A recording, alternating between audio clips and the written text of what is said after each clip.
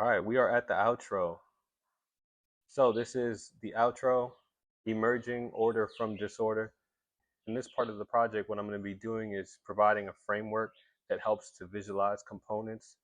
And so these are the elements that a person does have some autonomous control over and can begin engaging with. This is essentially what I have done to be able to bring my infection to a halt and also replenish my skin pigment. And so through all of the work that we've just done, we understand now that prostaglandin E2 is a central theme. And we also understand that Malassezia yeast are producing those prostaglandin. PGE2 converts into estrogen, and the essential hypothesis was that estrogen binding to the tissue is central to Malassezia yeast infections in tinea versicolor. There is a lot more that takes place, and this is what we're going to go over here. So this might look overwhelming at first, but believe it or not, these are just key chemicals that are floating around in your body every day. And essentially, if you can harness some of these elements correctly, you can solve a lot more than just a fungal infection. In fact, I personally believe you can steer yourself away from some of those worst conditions like Alzheimer's or like the multiple sclerosis or the cancers that tend to take place with all of these infections. And this is because not only are the Malassezia yeast found abundantly in most of those systemic diseases, but in fact, estrogen is also abundantly found in most of those diseases. Now, I've been doing a lot of putting the research behind the last chapters, but because of time constraints, I have to just make sure I put this out there. And so maybe in future videos, I can come back and like really show you piece by piece where the research is that I'm citing it from. But I'm kind of going to go off a cuff right now and just really start to connect dots. I hope that you can be able to take some of this information and fact check it yourself and also come to your own conclusions. This is my interpretation and this is what has worked for me. And so here you have the prostaglandin E2 right here at the left. And if you look right under it, it is arachidonic acid and linoleic acid. So remember that they said that the prostaglandin E2 was a fatty acid. Well, specifically, it's these two, arachidonic acid and linoleic acid. These two fatty acids become prostaglandins under stress. And studies have shown simply by ingesting these acids that you're going to increase the biosynthesis of those prostaglandins. So these are normally found in vegetable oils, corn, soy, cottonseed, canola. You also find them in nuts and seeds. Now, the tinea versicolor and Malassezia yeast are classified as lipid dependent, also known as lipophilic yeast. So you can type that in Google, you'll always see those words. So this is what they mean. They need these molecules to maintain their survival. They need the arachidonic acid. They need the linoleic acid. These are considered polyunsaturated fats, which you see here. And so a lot of people tend to think that they need to starve the yeast of sugar, but this is problematic. You can either operate on glucose or you can operate on fat for fuel. This is something that was very hard to grasp for myself because I did come from trying to starve out the yeast and thinking that it was a sugar allergy. And yes, the yeast are also capable of using sugar, but the problem is the more that you starve your own self, the more you're running on fats and breaking down fats and just allowing more of their availability to be harnessed by the ongoing infection. So what you really want to do to approach this systemically is to stop the fat burning, in my opinion. Underneath the PUFA, you see the free radicals and the lipid peroxidations in yellow. And so again, that is as a byproduct of the fat burning. Under it, I have some protein and amino acids. I have specifically cysteine and methionine. Now, Ray said in a few interviews that the way to keep the estrogen excreted was to be able to keep it water soluble so that it would make its way into the kidneys. Essentially, the way you keep it soluble is by attaching either glucuronic or sulfuric acid in the liver. Sulfuric acid is converted from cysteine, which is an amino acid that's usually found in animal protein. So down here, I also put omega-3s, and so this one is kind of controversial in the health space. A lot of people are of the belief that omega-3 is beneficial, and it's often worded as a protective substance for cardiovascular health, bringing down the cholesterol. But I think when you look further into it, this is a band-aid fix for a much larger problem. The omega 3s are very unstable, and at higher temperatures, they tend to become lipid peroxidative. I think it's something to consider as well because you're going to get more of those breakdown products. Specifically, acrolein is the breakdown product that you get from a lot of those fish oils. Acrolein is a well known substance that is problematic for the human organism. When you incorporate the idea that the body's temperature is supposed to be stable around 98 degrees, then it really makes more sense why you want to be ingesting more of those saturated oils, oils that are found in the tropics like coconut, some of the palm kernel oils. The other kinds of oils, once they're getting heated up, they're being a lot more vulnerable to stimulate those prostaglandins and contribute to this chain reaction that's taking place. Let's see where we at. Under the cysteine and methionine, I have tryptophan here. So tryptophan is the other amino acid that's produced in meat. Tryptophan is the precursor to serotonin, which is here at the top. And the thing about serotonin is that the vascular constrictive quality that tends to induce vasoconstriction will increase pressure, which will increase more oxidative stress, release more of those unsaturated fatty acids from the storage into the bloodstream. You're back in the cycle. Western science tends to frame the serotonin as a happiness drug, but side effects from it are its vasoconstrictive nature. And once you go down that chain, you really want to be avoiding the vasoconstriction. You want to be going more towards vasodilation, which would allow more oxygen and blood flow to the skin and the tissues. The reduced blood flow is really a central part of the framework that is missing for people with tinea versicolor, and it's something that's probably not emphasized enough. I've asked many people who have the condition. It's one of the first questions I ask is, do you have high blood pressure? And even if some people might not have high blood pressure, I suspect that it's probably just a local phenomena taking place. So you might be getting blood pressure measured from one side, but if you're having the infection in one isolated area, just that isolated area might be expressing some kind of vasoconstriction at some times during the day. Because yeah, the idea really is that there is a lack of blood flow, a lack of oxygen in the region of where the infection is taking place. Women's hot flashes, which occur during menopause, are extremely important within this context. The hot flash in menopause is largely attributed to nitric oxide. Nitric oxide is activated by estrogen. It's very well known that they work together. We know that reducing blood flow tends to accompany cold hands, cold feet, lower temperature, and a primitive survival mechanism of the body is to induce sweating when the temperature drops. And that's the same thing that's taking place for all my ladies out there that are having these hot flashes. Nitric oxide will cause a temporary relief, vasodilation, allowing some blood to flow through, but eventually afterwards, the temperature then comes down just a little bit more. The heat flash produces a signature or a scar, and that's called the heat shock protein. There are many studies that show that the yeast DNA is closely identical to the heat shock protein. So it just again shows that there's a yeast involvement with estrogen.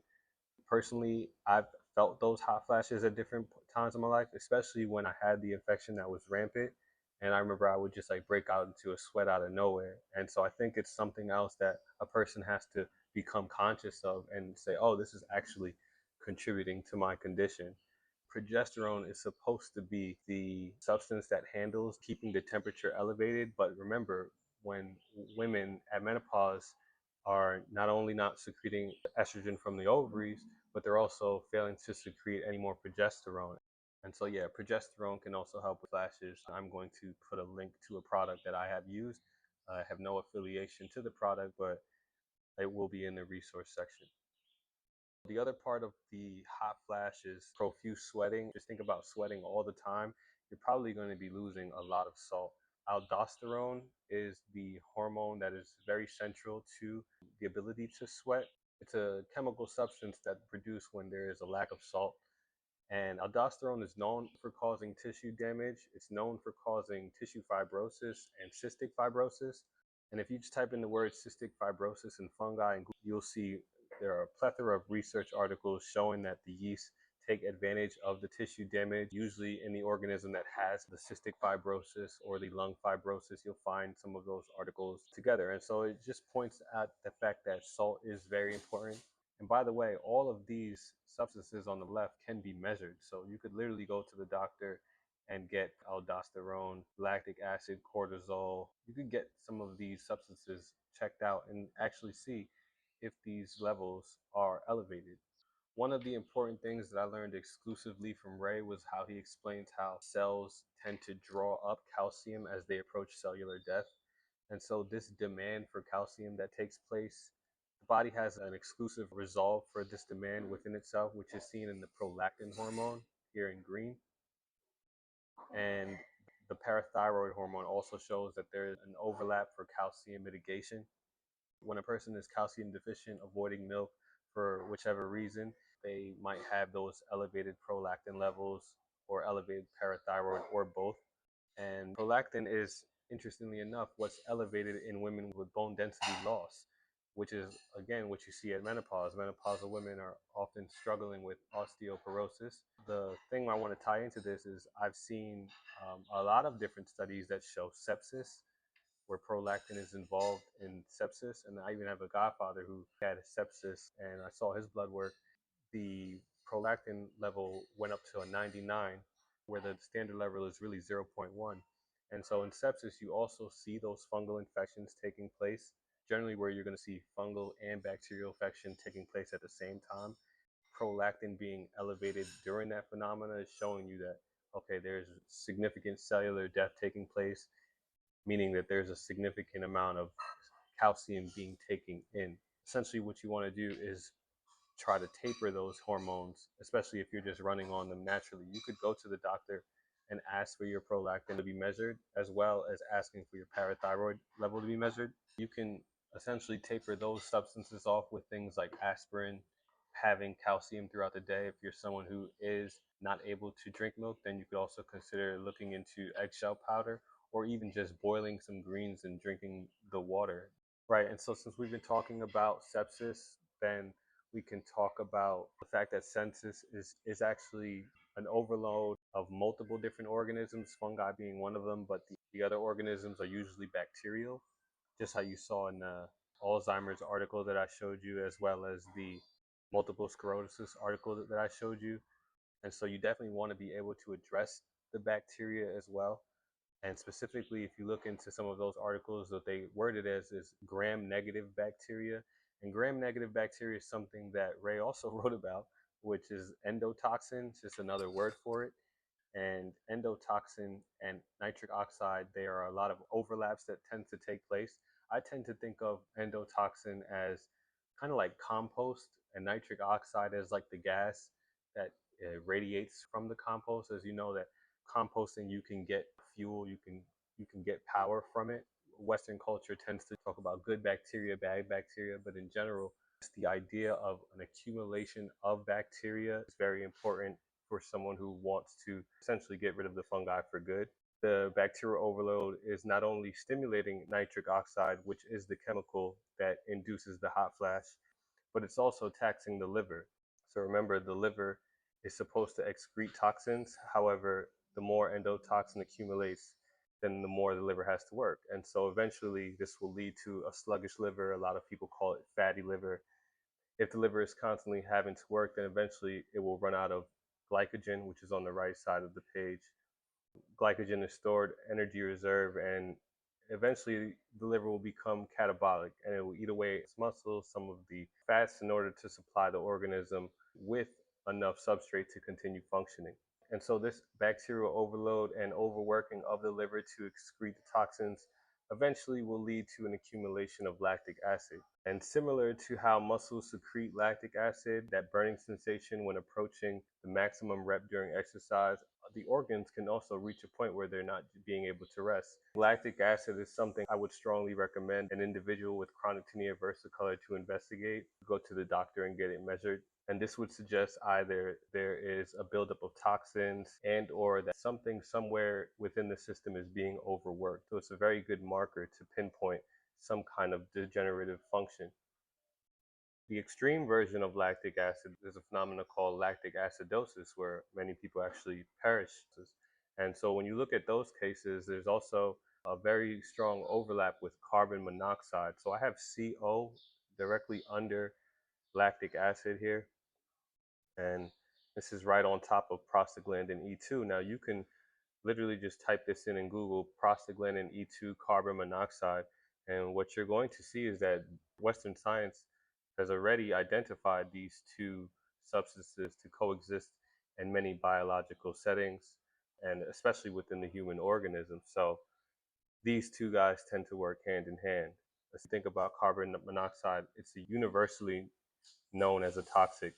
People die from carbon monoxide poisoning, and that's usually what's taking place in a poorly ventilated room, rooms where there are a low supply of oxygen, or where oxygen is being consumed because there's a fire near, and the room will get filled up of smoke. So just think about these kind of concepts as a metaphor, but essentially what I'm trying to hint at here is that there is a carbon monoxide lack of oxygen phenomena that's taking place. And of course, poorly oxygenated tissues leads to cellular death, leads to impaired cells that cannot defend themselves, perfect candidates for fungal infection that is trying to take control.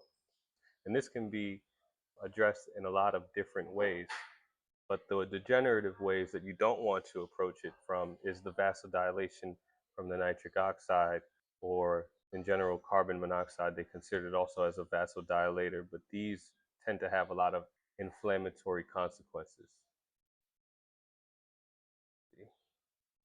Where am I? Since we spoke about sepsis or serious infections, these are not exclusively fungal.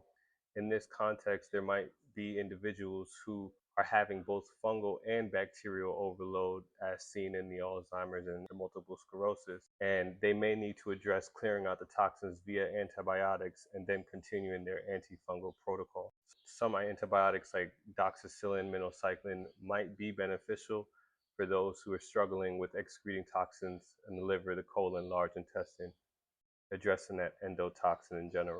If the antibiotics are not available, just a daily ritual that a person could do is something like the Pt. carrot salad, which is taking a non-soluble fiber like the carrot or a bamboo shoot, shaving it down into nice fine pieces, adding some olive oil, some vinegar, and some salt, and ingesting it on a daily basis. And that's considered a natural form of antibiotic.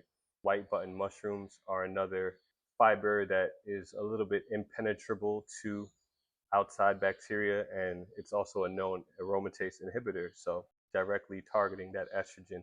And I would just say, just to make sure that you're boiling down the mushroom, boil it down for a few hours, because they have some carcinogenic properties, and they've shown that if you boil it down for a few hours, you can remove some of those carcinogenic properties. So we've covered everything on the left side for the most part, and we are just working our way down now. Cortisol is used to burn fat. So now we understand that when you're burning fat, the byproducts are those arachidonic linoleic acids, those PUFAs. Adrenaline is a substance that usually keeps you up at night, and that is something that essentially what is keeping stored fats available. So the adrenaline is known as the mobilizer of fats. I have adrenaline with a specific color. On the other side, I have magnesium, things that are going to calm the body down, like magnesium, even believe it or not, salt. And so, like I said, guys, I am having to rush through this right now because I have to travel soon, and I have to speed through these right now in order to just meet some certain deadlines. But in the future, I would like to do another episode or something like that where I could really give you all of the scientific literature that I'm citing and I've seen in the past. So we could do that on another episode. I think it's now time to approach the right side of the screen, and this is more of where you're going to find the therapy and the therapeutic principles that will ultimately lead to being able to get rid of the fungal infection for good. So dead middle of the screen, as you've noticed, it is called tissue-bound estrogen.